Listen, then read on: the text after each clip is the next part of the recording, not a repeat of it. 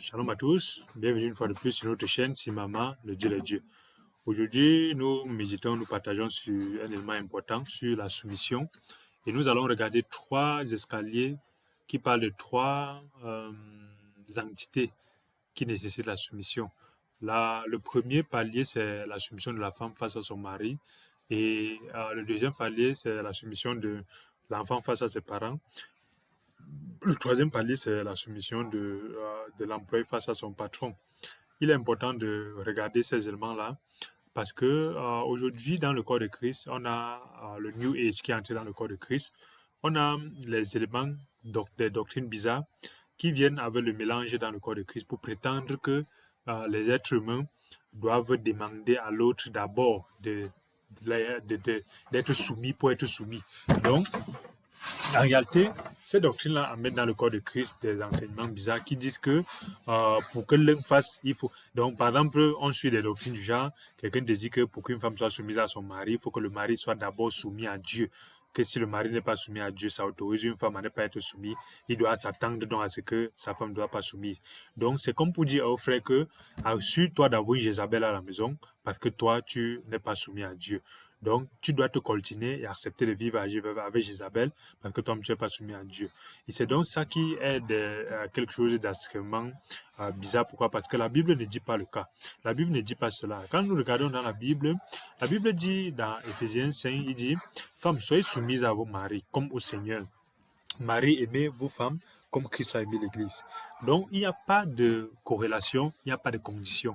Donc, c'est très faux de venir dans l'église dire que pour que une femme soit soumise à son mari, il faut que son mari d'abord soit soumis à Dieu. Lorsqu'on dit ça, c'est du satanisme qu'on amène dans le corps de Christ. Pourquoi? Parce qu'on fait grandir donc nos filles en leur disant que tu ne dois pas être femme parce que tu dois être femme selon quand l'homme est l'homme. Donc, tu ne dois pas être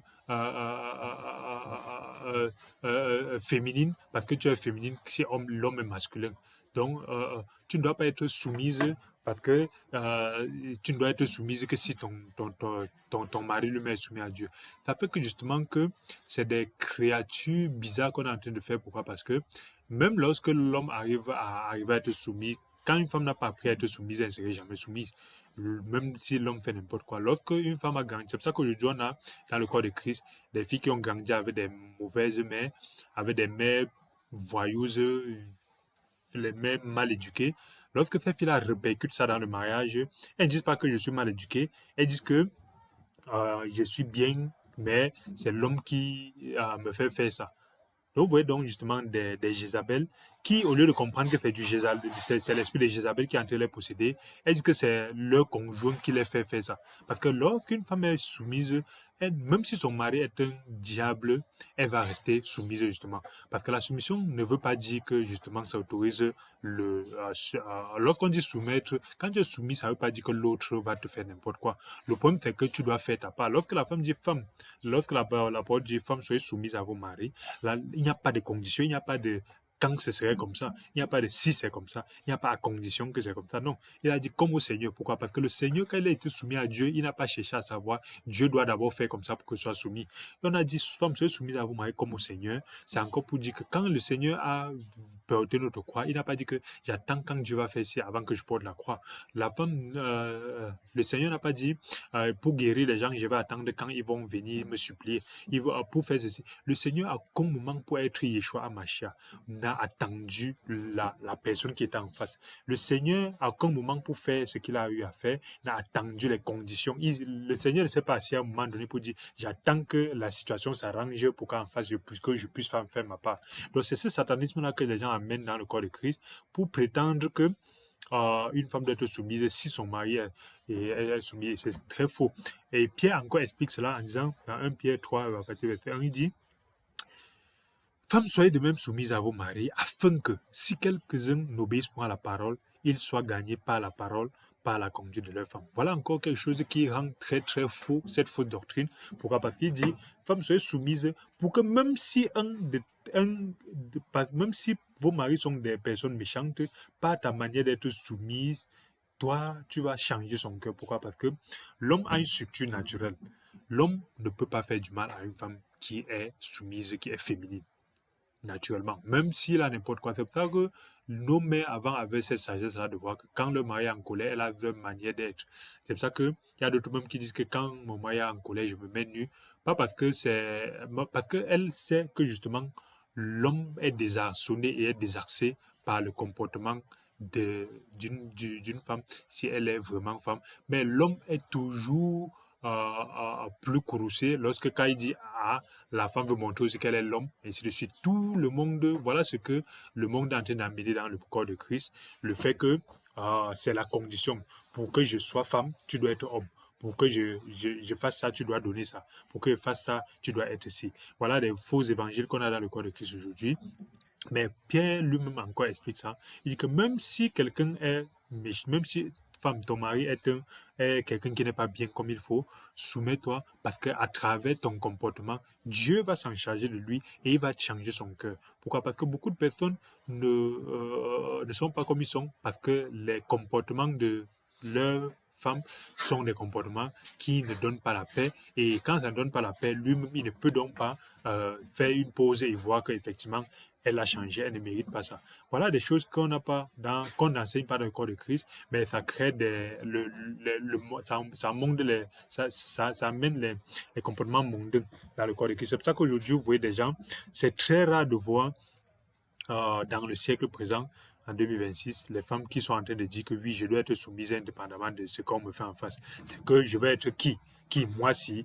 Moi, avec l'école que j'ai fait, moi aussi, je suis quelqu'un. Moi aussi, j'ai le Saint-Esprit. S'il ne fait pas comme ça, moi, je ne peux pas faire ça. Voilà les mentalités qu'on a dans l'église et avec les sœurs, et ainsi de suite. Et demain, quand on va voir le satanisme dans les mariages, on va dire que c'est Satan qui est fort, c'est les esprits qui attaquent, c'est les hôtels familiaux qui empêchent que les gens se marient. Non, c'est pas ça. La soumission de l'épouse n'est pas conditionnée à la soumission du mari. Chacun doit faire sa part parce que chacun va rendre compte devant Dieu. Le mari doit rendre compte, la femme doit rendre compte de Dieu, mais personne n'a dit que pour faire ta part, il faut faire ceci, il faut faire cela, surtout pas dans le sens de demander d'abord que l'homme soit soumis pour que la femme soit soumise. Maintenant, revenons maintenant sur le deuxième exemple, c'est les enfants avec les parents. Beaucoup de personnes ont cette capacité de prétendre que un parent qui est méchant, c'est naturel qu'un enfant aussi le méprise. Un parent qui n'a pas pris soin, c'est naturel que l'enfant va l'abandonner. C'est du satanisme aussi parce que Dieu n'a jamais dit ça. La parole de Dieu dit dans Ephésiens 6:1 quoi.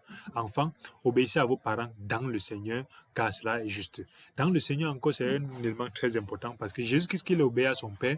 Il n'a pas cherché à savoir mon Père doit d'abord faire ça. Il n'a pas cherché à savoir mon Père. Même à un moment donné, quand il partait sur la croix, il y a l'aspect charnel de Jésus-Christ qui a voulu dire que Seigneur, Seigneur, éloigne cette croix de moi. Mais il a dit, Seigneur, éloigne cette croix de moi. Et Dieu n'a pas éloigné.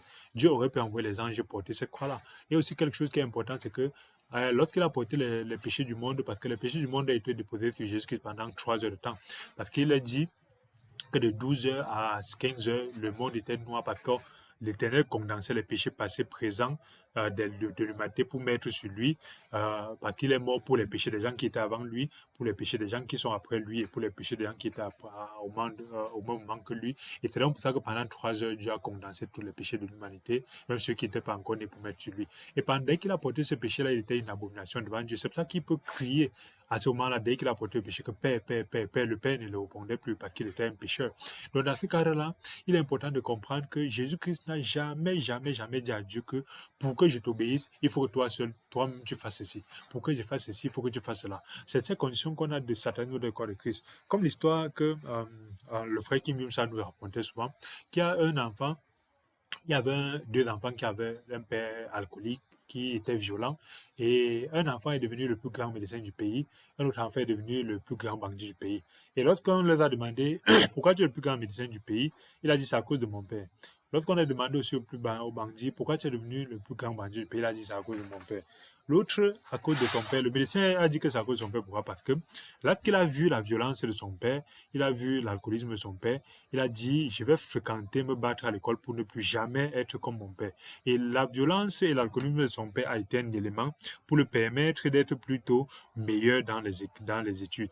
Alors que l'autre a utilisé la violence et l'alcoolisme de son père pour commencer à dire que On ne me fait pas ça. Tu ne payes pas mon école et tu veux que j'aille à l'école et tu ne me donnes rien à manger. Je ne mange rien, tu veux que j'étudie. Tu veux que je lave le sol alors que tu ne me donnes rien. Et c'est ça qu'on a de l'abomination de l'école de Christ où on arrive à accepter que une femme peut dire que parce que tu m'as donné, tu m'as rien donné, tu ne peux pas avoir ceci. Parce que tu n'as rien fait, tu ne peux pas avoir ceci. Parce que tu ainsi de suite. C'est ça qu'ils ont au point où on arrive à avoir des hommes qui vivent pour payer les maisons pour que d'autres vivent en Europe, ainsi de suite. Mais on regarde ça pour dire qu'un enfant qui pense que son père, s'il ne fait pas ça, alors il ne mérite pas de le respecter.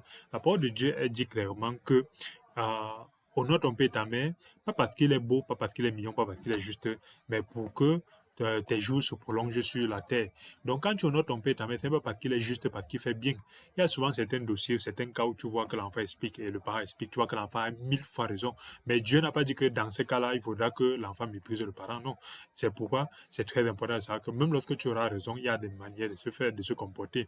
Et au Colossiens 3, verset 20 dit, enfants, obéissez à toutes choses à vos parents, car cela est agréable au Seigneur. On a dit à toutes choses, on n'a pas dit selon, on n'a pas dit qu'il faut accepter du n'importe quoi, mais il faut obéir à toutes choses à ses parents, même lorsqu'ils ont tort. Pourquoi? Parce que l'autre jour, je partageais avec un de mes filleuls, parce que j'allais au champ avec son papa nous a transportés pour le champ. En route, il se plaignait que ton fils, vraiment, parce que ton fils était venu, je voulais le former pour être ingénieur informaticien, et il a commencé, après il est parti.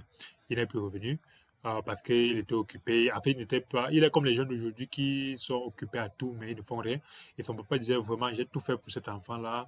Je l'ai inscrit des concours, je l'ai envoyé à l'école, il n'est pas parti, il a dit qu'il ne fréquente pas. Et il m'a dit, j'ai ton enfant. Dieu m'a mis à cœur de l'appeler l'enfant. Heureusement, quand il a appelé, comme il a peur de moi, il me respecte. En fait, Dieu a accordé la grâce qu'il me donne de la valeur, il me respecte. Il est venu là, au rendez-vous. Il a dit, tonton, je t'écoute. Quand je lui ai parlé, il a après compris. Et lui a dit que, et quand je lui ai demandé, qu'est-ce qui te bloque à ton père? Il dit que je ne parle même pas à mon père, on s'appelle pas, on s'écrit pas. Mais il dit, je lui ai dit, qu'est-ce qui se passe? Il me dit qu'en réalité, son père a telle chose, telle chose, telle chose. Mais la base, c'est qu'il dit que son père a une manière de voir qui n'est pas la même que lui.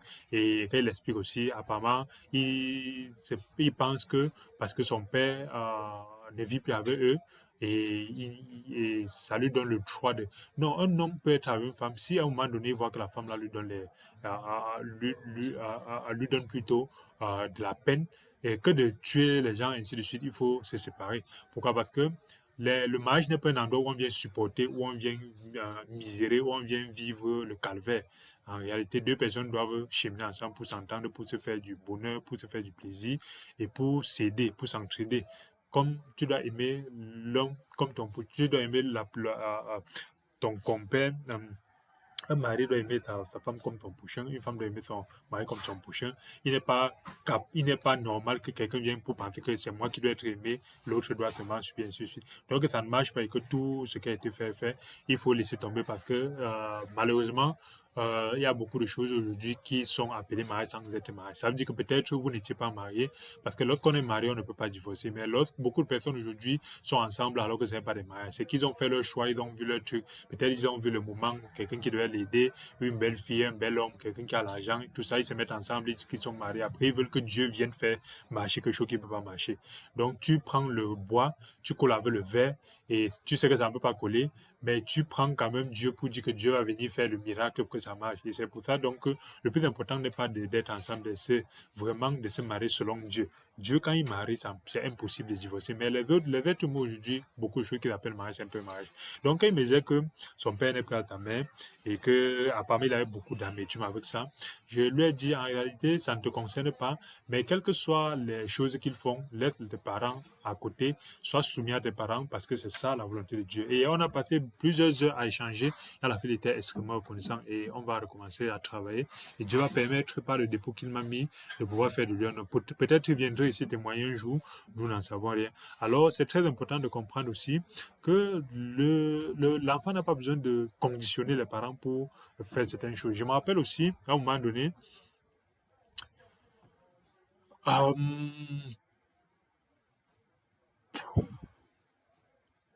bref, on en parlera plus tard.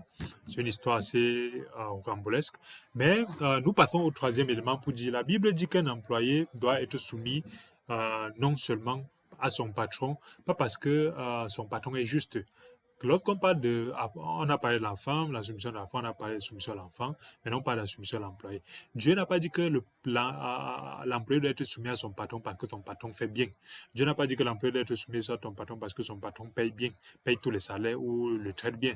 Dieu dit les serviteurs doivent être soumis à leur maître parce que c'est comme ça, indépendamment. Si tu es entrer dans un chemin, ne pas parce qu'on a beaucoup de personnes aujourd'hui qui prêchent des choses bizarres, que si le patron n'est pas gentil, tu peux t'autoriser à faire du mal à l'entreprise. Si le patron n'est pas chrétien, tu peux t'autoriser à faire du mal à l'entreprise.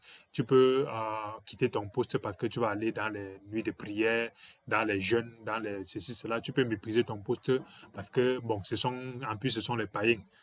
C'est l'âne du diable. L'entreprise, ce sont les païens, c'est l'âne du diable. Tu peux t'autoriser parce que tu es saint plus que eux, tu es fils de Dieu à faire ces choses-là.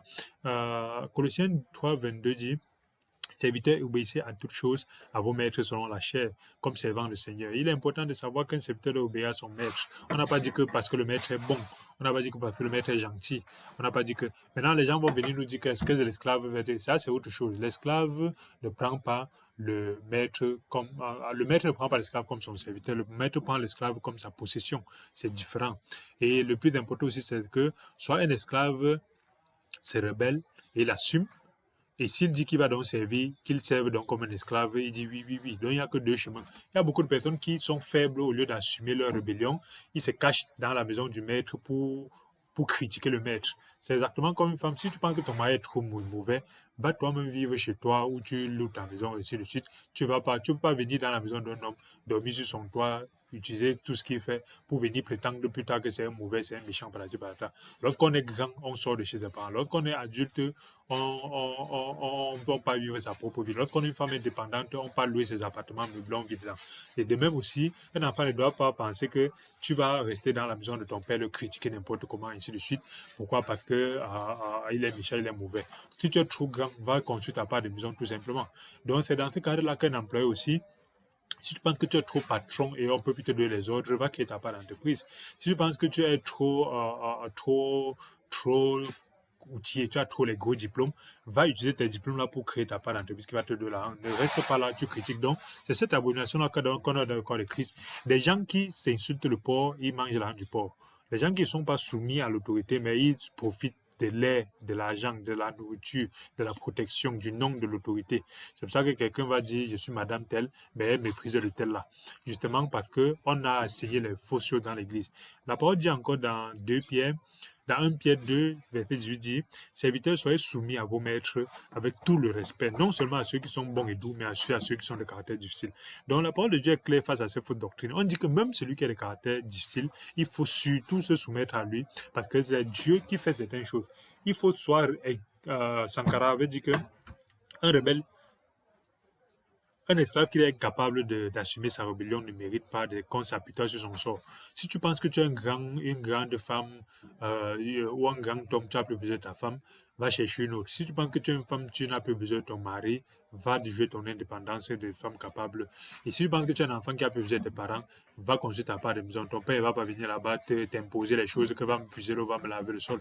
Si tu penses que tu es un employé qui est trop arrivé et que ton patron est trop méchant, c'est un païen, va créer ta part d'entreprise où tu vas recruter seulement les chrétiens là-bas et tu vas les traiter comme bon te semble. Mais tu ne peux pas rester chez un homme ou chez une femme ou chez tes parents ou chez un patron et tu sors ta longue bouche pour sortir les versets pour prétendre que tu vas les mépriser parce que tu peux les classer dans les camps où ils sont, où tu vas essayer de montrer aux gens qui sont méchants, ils sont mauvais. Donc c'est très important de comprendre cela parce que dans le corps de Christ aujourd'hui, on a des choses très très bizarres qui sont prêchées ainsi et on laisse ça passer et ça devient donc justement des livrets. Il y a beaucoup d'ivraies dans le corps de Christ à travers la soumission. La soumission n'est pas conditionnelle, la soumission n'est pas dépendante de l'autorité. La notion d'autorité et la personne qui est en bas de l'autorité, c'est une notion qui ne dépend pas de l'accord. Lorsque Dieu a établi un roi sur un peuple, ce n'est pas parce que le roi est bon, ce n'est pas parce que le roi ne peut pas faire du mal, ce n'est pas parce que le roi ne peut pas mal juger. C'est que si tu as accepté de vivre dans un royaume, tu dois respecter le roi.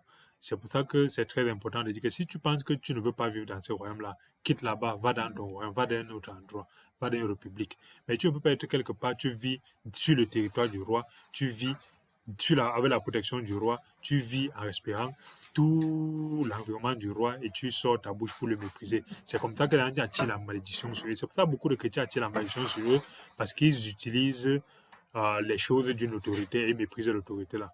En tout cas, merci d'avoir écouté ce partage. Merci d'avoir écouté cette exhortation. Si cette chaîne vous a béni, si ce partage vous a béni, n'oubliez pas de cliquer sur la cloche de notification et de vous abonner. Merci et à bientôt.